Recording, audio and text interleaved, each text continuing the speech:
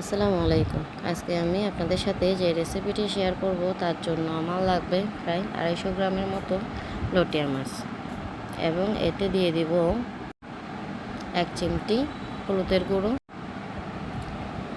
1 চামচ মরিচের গুঁড়ো এবং পরিমাণ মতো লবণ, 1 চিমটি ধনিয়া গুঁড়ো, 1 চিমটি গরম মশলা। সবগুলো উপকরণ একসাথে মিক্স করে নিব। মিক্স করা আমার হয়ে গেছে, এটা এখন সাইডে রেখে দিব।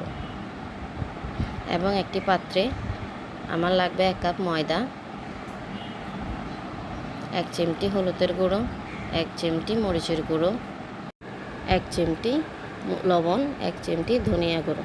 সবগুলো উপকরণ একসাথে মিক্স করে নিব। মিক্স করা আমার হয়ে গেছে, এটা সাইডে রেখে দিব। এখন রান্নার জন্য ফ্রাই প্যানে দিয়ে দিব পরিমাণ মতো তেল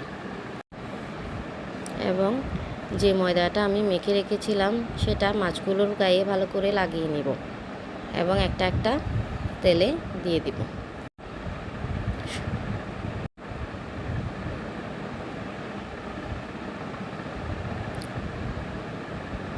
সবগুলা মাছ আমার দেওয়া হয়ে গেছে, এখন মাছগুলো আমি উল্টাই দিব।